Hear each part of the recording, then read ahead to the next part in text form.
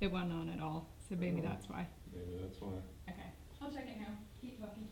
I'm gonna keep talking. Sorry for everybody that's listening live. Tech guy didn't set up the mic right, so. So like I say, maybe if you're just getting someone that's out in front of you, or maybe you're trying to get a particular piece of the property, you can actually touch on your phone. I'm just going to take a peek, just to really focus in on that whiteboard. I can actually just keep my finger holding on the screen, and it will lock focus on that one piece.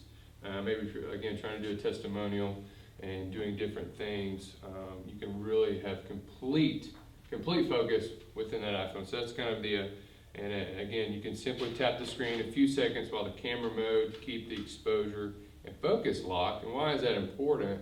Maybe if we're fixing to get into spring, summertime, and you're going to be facing a lot of different light areas maybe. So that'll actually help you adjust within the phone. It'll help you adjust the focus and the lighting. So I don't know if you know this, but your iPhone can you can take 1 million selfies within like 30 seconds. I don't know if you'll know this or not. So I'm going to actually do this right now. So if you're holding on down to the photo, you just hold down the photo, and I'm up to 30 selfies within 2 seconds. So you're actually able to have photo burst with your iPhone. So really just holding down the photo, and you'll start seeing a clicker that keeps going and going and going. My wife had a little girl, she was babysitting, and we didn't know this. We kind of stumbled upon this little trick, and my wife looks at her phone. She's like, "Oh my goodness, why do I have 102 pictures of Charlotte on my phone?" It's because she had sat there and done a bunch of different selfies of herself. So I thought that was really cool, especially if you're doing maybe a really neat little time lapse. You can integrate that into video. Just having a bunch of different pictures, and you can have that burst option on your iPhone. So the third point in our 10-point series, you can use your earbuds to take photos. So if you're ever thinking about how do I get that perfect selfie without being super awkward and like dropping my phone, or doing something, maybe you're at a property and you want to maybe have, if you could stage this picture properly, you could have a nice little sign, and you just listed it, and you wanted to get that perfect picture. You can actually have it set up, stabilize it, and you can use your earbuds as almost like a trigger for your iPhone. Oh, that's cool. Hey, can you turn that light off behind you, because I couldn't see the screen when I was in the This one? screen. Yeah, I think that'll be much better. Perfect. Yeah. Any other crowd participation is more than welcome. So keeping in line with those 3 pieces, so using your earbuds to take photos, this really can help you with stabilization of different styles of pictures, especially if you're out by yourself at different listings, using your earbuds to take those photos. So the next piece, we're going to mixing slow motion into your listing videos. And how do you access that slow motion piece? You can go into your photo video app and then slide to the right. And also keeping in with this piece, you can also have a time lapse. Why would a time lapse be important, or slow motion be important? I think it's always nice to have some type of subtle difference, maybe in your videos, that you're just trying to do quick video, quick captures on your iPhone.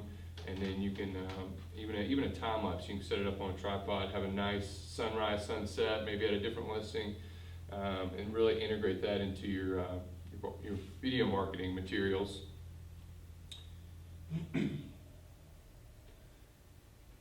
And then the other good thing about is maybe you are doing a video and you've got video going on, you're recording. You can actually set up your iPhone and you can actually take pictures while videoing. And that's one thing, getting back to these smartphones are uber smart when it comes to their software that's built up into the phones themselves. So I could be recording everybody right now, and you should see, it's an iPhone 6, so you should be able to see a camera button. You can actually take pictures while you're videoing. So I just took a bunch of pictures of everybody. And So that's just another nice feature. You can knock out two birds with one stone, especially I know everyone in this room and everyone who's watching live, you're on a tight schedule and you're doing a lot of things either by yourself on the go, and this is another way you can really utilize your time and being able to maximize that time on your iPhone or on your smartphone. And really getting to this other thing, and I've seen a couple of you in the community being able to showcase this as well, especially if you've got a really beautiful property that's on a nice piece of land, really integrating and doing some different panoramic shots, whether that's vertical or horizontal. And again, just changing the landscape of your phone will help you achieve those two things, and really getting and capturing the essence of that of those pictures. So I don't know if most of you know this, possibly, but Siri can actually read your emails aloud. So maybe if you're driving down the road, doing some different things, or you just have like a reading problem, like myself, it's just one of those things you're just too lazy to read sometimes, and that's okay. Siri can actually read your emails aloud. Like I said, you have a dozen emails in your inbox yet unopened. If you're like me, I'm one of those zero inbox guys. I love to just get it all the way down where I have zero and I've answered most of those emails, or I've got everything in like a to-do list format. So I'm trying to get that down to zero inbox. But you have to drive somewhere the next showing. Wouldn't it be nice to listen to your email instead of trying to read it in the car? Because that's dangerous, first of all. It's just like texting and driving, which we all don't do that, right? So there's an app for that as well, but Siri can actually read your emails aloud, meaning you can work your way through your inbox while keeping your attention where it belongs. She is helpful for that. So let's go ahead and use her. So really you can hold down the home button. How do we do that? So you can hold down the home button, open up Siri, and really you can just ask her, read. How can I help you this morning? Thank you. Read my email. And then she'll be able to run through a bunch of recent. 25 emails. Okay, so I've got 25 emails come through. Thank you. Okay. And so as she was starting to read a bunch of my emails, you can just really knock out emails within, a lot of us probably have a minimum 10 to 15-minute drives between different appointments. So you can really knock out a lot of your email time as well doing that. So here's another good piece with as far as your listening, reading emails. The same thing goes for composing emails. If you want to compose an email, so we'll just hold down the compose icon, which is on your mail to the bottom right hand corner. And how can you access that? Just hold that down, and it'll give you that access to create a new message. And you can tell Siri to draft an email for you, and then you can go through and really just almost as if you're talking to the person, but you're able to do that in email format.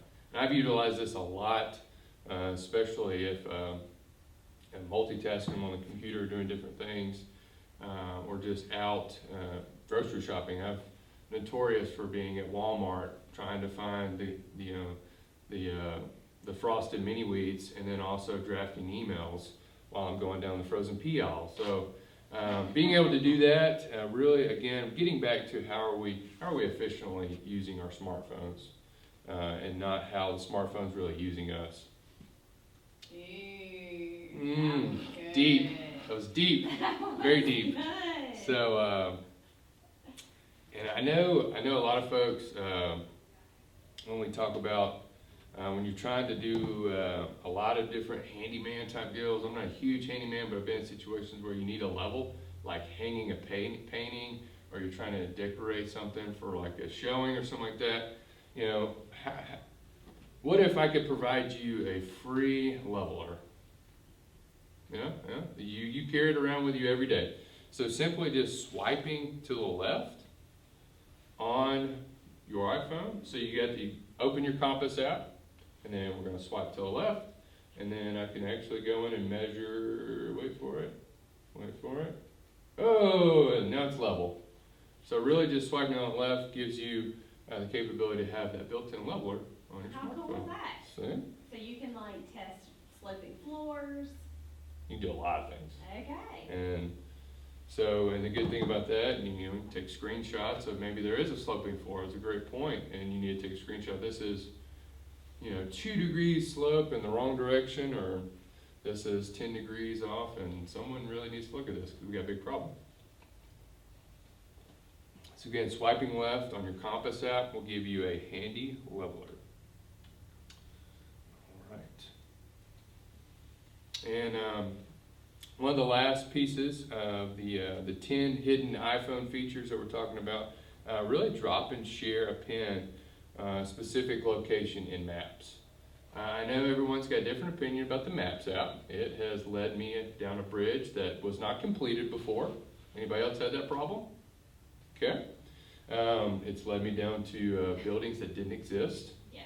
or wasn't updated properly, but it is a great tool for residential communities, I'd say most residential communities, not all, but for most residential communities, you can actually share that pin within a neighborhood. Maybe if you're trying to get a buyer to come to a listing, you can just text them that pin location, and it'll give them instant directions instead of, or if you had an address, you could text them to them as well. But the pin really integrates well with the mapping system.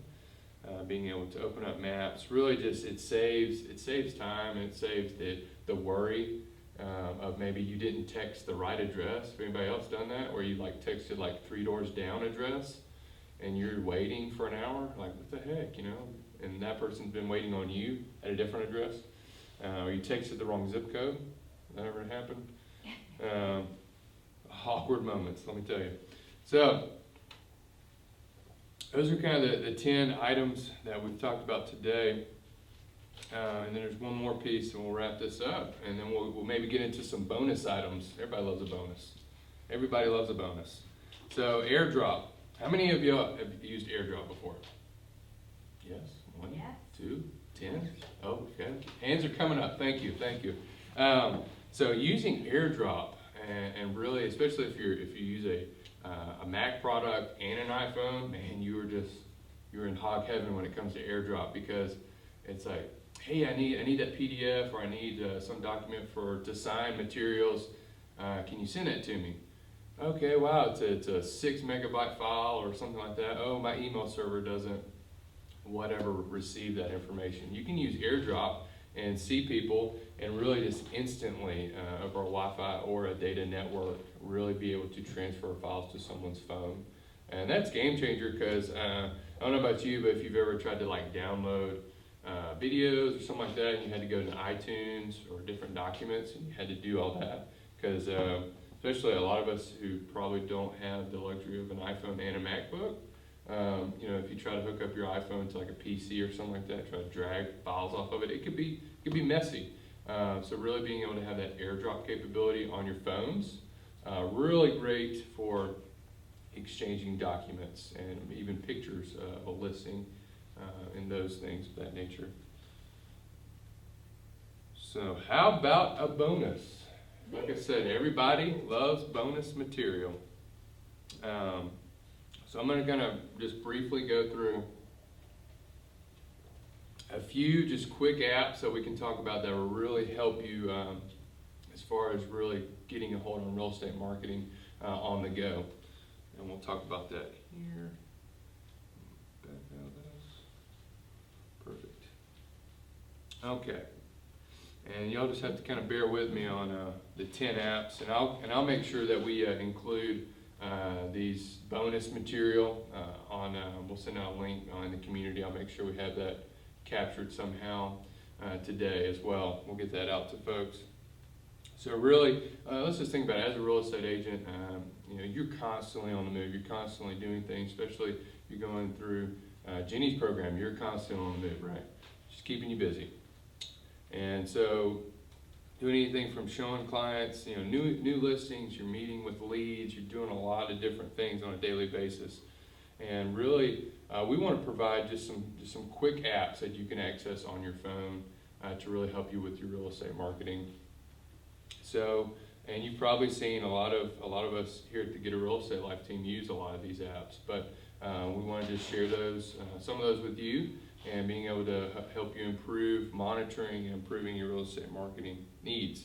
So the first one is Hootsuite, and it's a nice social media monitoring tool. I know a lot of us, we encourage you to really invest with your community and being able to touch base with your community with social media. So Hootsuite's a great tool. Buffer is also another tool that's for social media monitoring. You probably heard me mention briefly about that on our Tuesday Tech Tip calls. So Buffer is a great one, and Hootsuite, those are two great apps that you can put on your iPhone and monitor everything straight from your iPhone. That's an awesome tool. And then the second app that we're going to recommend is the Google Hangouts app. And another piece to go along with that as a complement is maybe Facebook Live as well, because you're really wanting to, how can you show maybe show a listing, show an open house, and really get that video interaction, maybe with you explaining kind of the benefits and features of this house or the listing that you have. Maybe your client cannot make it that particular day, or they live out of state. Google Hangouts and Facebook Live is an incredible app. It's straight on your phone that you will be able to share that with your clients. And another great tool for keeping up with notes. And I'm a testament to this because I'm sometimes the world's worst about keeping up with a lot of my notes in a centralized location. I've got notes scattered everywhere, and I just keep them in this beautiful pile that I have to hash through a lot of times. But a great tool that I've adopted the past couple of years is called Evernote. And you've probably seen, it's a green icon with a beautiful elephant on it. Roll Tide. Anybody? I got a few Auburn fans in the crowd. I'm sorry. But so Evernote, and that's another app it's a great collaboration tool as far as keeping notes and keeping everything in a centralized location. You can also share that with your team. That's another reason why I like this tool, this app that you can have on your phone. You can share that with your team members that are on your team. And another app that we briefly talked about on our Tuesday Tech Tip call was it's an app called Open Home Pro. And we talked about that a little bit. I think it was about a month ago we touched on it a little bit. Open Home Pro, and you can find that app. And it's a great iPad app that you can connect. And gone are the days where we have a sign-in sheet at an open house that people are, we'd be lucky if everyone filled it out. But being able to have everyone sign-in sheet, but what if we gave them an easier way to really put down their name, their phone number, and their email, and it's legible? Because I know that was a big thing I hear from folks time and time again was, I got this sign-in sheet, but Bobby so-and-so from wherever, Alabama, not too sure what that is, if it's a 8, 9, or a 2 on that. So being able to really have everything in sync with that app, and also the good thing about that, you can export all these into your email list. And we're always really positive about building up your email list. So Open Home Pro is that app. And another key thing we've talked about with file management, and we talked about AirDrop a little bit, but another big app is called Dropbox. And how can we utilize Dropbox and being able to access that information? And we'll jump into my Dropbox, and then we can be able to share files and do those different things. But being able to jump into your Dropbox, really just download it today. And I think right now, if you're not using Dropbox, they give you a free, I believe it's free 2 gigs for just a free account. And that's plenty of size, especially if you're got a lot of PDFs. Maybe there's a lot of templates that you need to use on a daily basis to send folks, whether it's contracts or different things. You can keep that in Dropbox, and it'll sync up with your email, and you can add those attachments fairly quickly from Dropbox, and being able to send those documents as well. And that's another great, we've talked about collaboration a lot. Dropbox is an excellent tool for collaboration and being able to invite your team members to specific folders, specific things that you can really access that information for as well. Another tool that I've just started using here recently to keep up with expenses. And a lot of us, if you are trying to turn in a lot of things to your accountant, a lot of those different things, an app called Expensify. Expensify is that app that we're definitely recommending to you check out. And that really gives you, and it's available really on iPhone, Android devices, all the smartphones that we've briefly talked about. But Expensify really keeps your expense and document work costs really with ease. You know, whether you work at a brokerage or you're out of town office, accurately accounting for work expenses is really a must.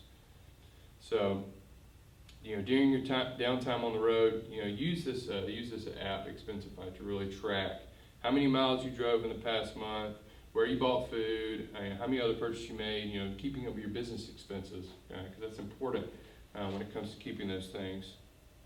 And really the last app that I definitely recommend as a bonus, and we'll definitely open it up for questions here in a brief moment. Go ahead and play this back. So one of the last apps that I definitely would love to just get folks hooked up on is an app called Sidekick. And again, a lot of these things we've talked briefly on our Tech Tip phone call. Sidekick is an awesome app that hooks up to your email system. So if you're an Outlook, Gmail user, and also Apple Mail, there's a few other email clients that this app can hook up to. It actually has a wonderful built-in iPhone app, and you can just simply click in Sidekick, and it hooks up, like I said, to your email system, and you can track all the different, maybe there's an important document, an important thing you need to get signed, and you were wanting to verify if that person opened that email, if they opened the attachment.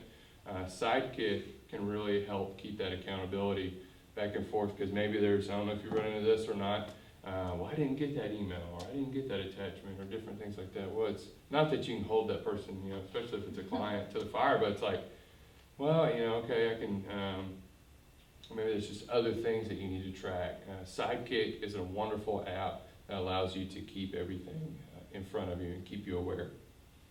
So with that, I appreciate you guys for really allowing me to share all this information with you. I'd be happy to open it up for questions, or maybe if there's just some things that you want to dive into as far as questions about your iPhone, or smartphone, how we can really make that more efficiently or effectively. A lot of hands going up. I don't know if we can get to all these at one time, so we'll have to start a line. Well, I tell you what, ask, does anybody have questions that they want to put in the Facebook group? Because Ooh, that's a good one. they're watching. Yes, so Have them post a question. if you're live streaming with us today, I want you to put a question in the Facebook community, and then we will be happy to answer those right now throughout the day, or Okay, so you can put your anytime. contracts in Dropbox, or your settlement statements. Are there privacy issues with some of that? That's what I was gonna ask. Ask away. We don't have that for real estate agents, but I'm wondering for loan officers, is Dropbox protected in any way? Like if you have to put, private information in for loan officers? So with this, you're asking, the question was asking about security features within Dropbox, is that correct? What's the iPhone we pay? Yeah, so with AirDrop, that'll just be a one-way communication. So if I wanted to AirDrop you a document, it would just go to you, and then that's actually probably the most secure way to do it. There's no privacy issues with that. There should not be. That's pretty cool, because you can just upload everything and, Makes us wanna get all Macs. yeah. I mean, It's all our I'm customers. I'm personally not an Apple reseller, but I can be if you want me to. But yeah, so the AirDrop, the question was asking if there's security features with AirDrop versus Dropbox and different things of that nature. AirDrop, it really is probably the most secure option as far as me transmitting a document to Sydney's computer or to Elena's computer, or different things from my phone. Dropbox, I know it's a great tool. I know there has been some security suggestions made. Not that it's an unsecure tool, but there has been questions about it as far as the integrity of sharing on that type of platform.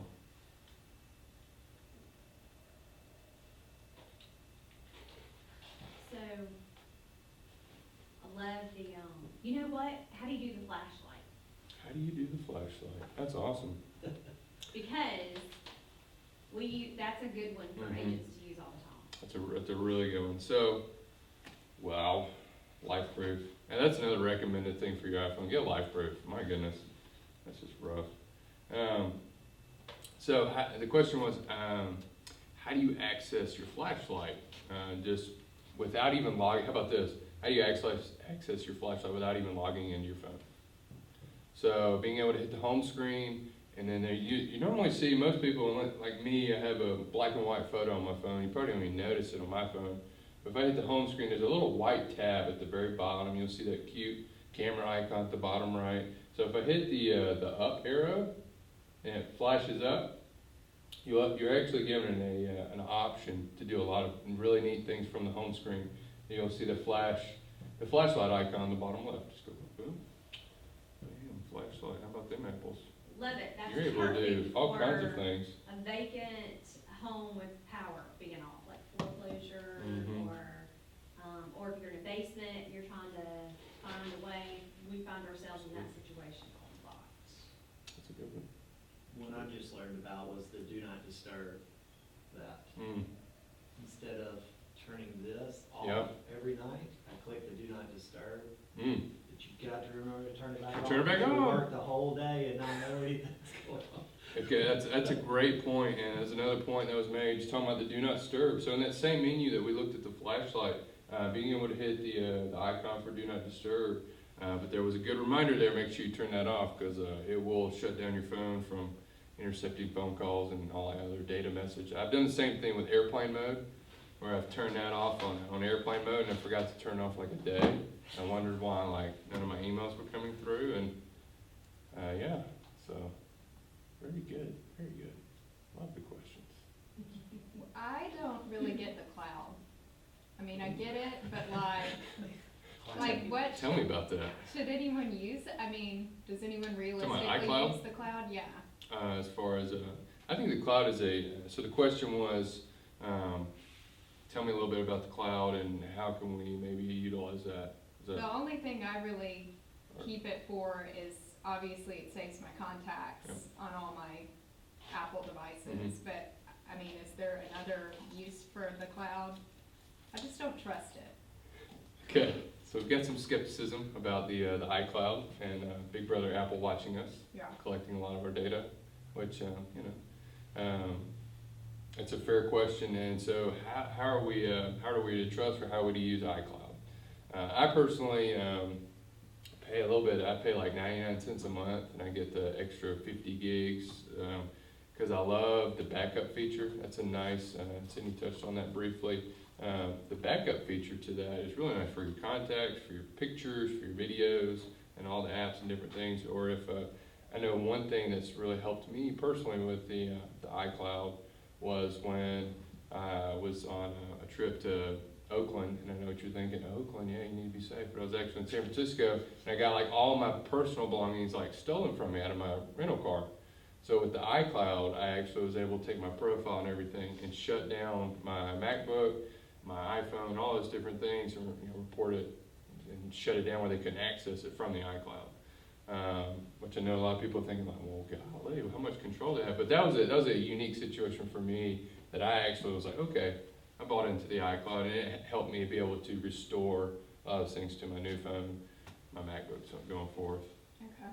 So as far as how do we use that going forward, I know a lot of people have that. It's a really, the iCloud, in my personal opinion, is it's really used for a family collaboration tool. Because it's not really meant as an alternative to Dropbox or anything, right? That's correct. Yeah, it's Okay. mostly for like a family sharing Okay. environment. That was the thought of it. I know there are probably some ways you could do business with it as far as sharing. Maybe if you had like a share plan through your business, you could probably set up iCloud that way. Yeah, you're right, it is, it's one of those big things when people talk about the cloud, like what's in the cloud. Yeah, it's a scary thing, but it's also a really interesting thing because it's accessible. That's a big thing, it's accessible wherever you are. Yeah. You don't have to be on a particular server. I know that unrolls a lot of different questions, but I love it because the accessibility. Good question, that's awesome. Well, it would be great for agents to have like all of their docs, the contracts, the Mhm. recad, the net sheets and everything in a Dropbox folder for each client that they can share with the client. Absolutely. So the client can access anything that they need to be able to send to their lender. Mm-hmm. So that would be a great organizational. Yeah, that's a great point, with just having just one folder that's listed like, the 20 things you need to do to turn in so we can make this dream house happen. Right. And you can just flip that link, the folder, and then they can download all those documents and email it back to you, even through Dropbox. How neat would that be?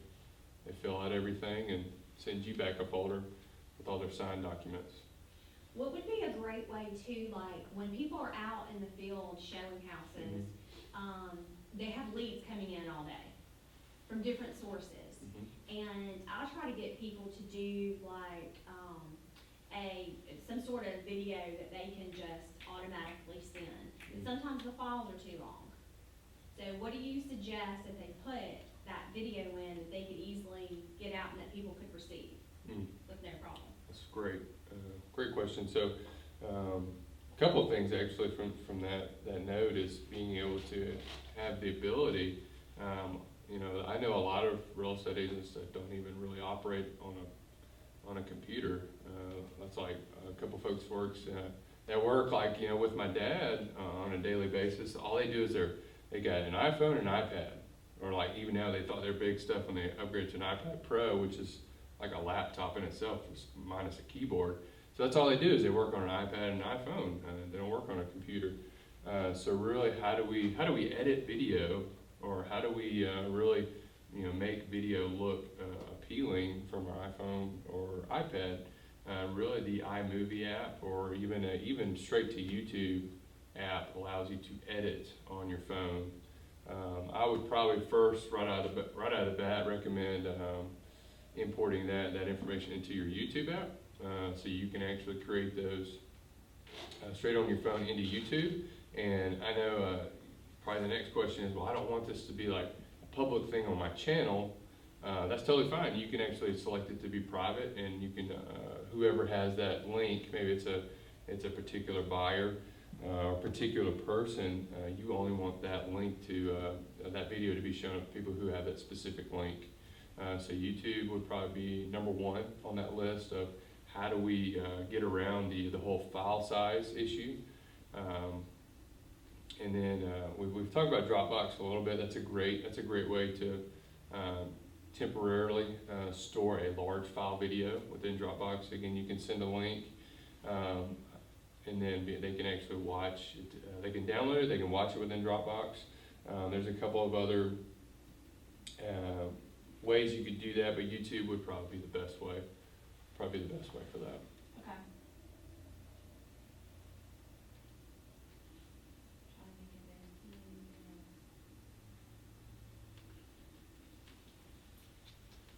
Is there, and I'm asking you all these questions on the fly, so you're totally not even prepared for No, this. I love it. Is there any way, same with loan officers, is there any way to take leads that come in throughout the day and put them over in a separate file, so they know to go back and follow up with those when they're out in the field? So you're asking, so you're getting a lot of different leads from different sources, whether it's your website or an ad you ran, or maybe an event you held or something like that. Yep. So, all those are coming in, different notifications, like someone texted you a lead or someone emailed you a lead. Is that Yes. kind of the right question? And how do we aggregate that? Is that Yeah, the right what question? do you, is there a way that we can move them someplace, Mhm. like is there an app, or just we have a folder maybe in our email, or something that we can move over? Well, what do you think would be the best way, so at the end of the day, when they have a moment to themselves, they can follow up with everyone? Otherwise, they get, 40 to 50 more emails on top of whatever else came in Mhm. while they're out in the field, and all those leads get lost. Yeah, that's a great question. Yeah, the folder in your email, or maybe there's like a filter that you create. And I know everyone's thinking, what is a filter? So whether you're using Outlook or using Gmail or AOL, Yahoo, whatever your email client of choice may be, Apple Mail, you can create a filter. So it's maybe a filter that, or a label that you could, what was mentioned of just being able to label that to a specific folder that you could keep, like you said, at the end of the day or at night. You can really analyze that thing. You can create it as a leads folder. That's probably a good temporary situation. Another idea that you could do is an app. It's very similar to Sidekick. I talked about, it's made by the same company called HubSpot. It's a CRM tool, which stands as